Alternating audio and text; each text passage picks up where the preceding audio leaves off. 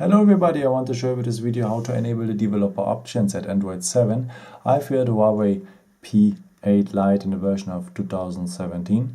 Let us start. So let me tell you first, maybe sometimes the positions are a bit different maybe at your phone, but the words are the same. Okay, let's start. We go to the settings, the Huawei here, and sometimes at some other phones you can find it also here. Shortcuts. Okay, then you scroll down below, and about phone is very important.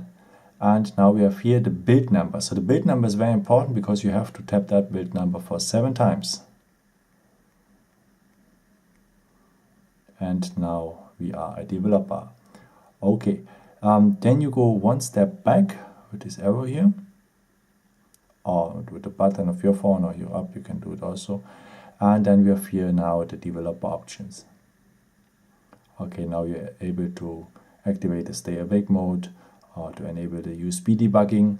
So in case you want to transfer data to a computer, so as you want. And you have more stuff also for developers. Okay, go back, and that's it.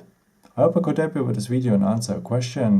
Maybe if you want, you can give me a thumbs up or leave me a nice comment. It's always helpful for my videos. Thank you so much for, and maybe until next time. Ciao.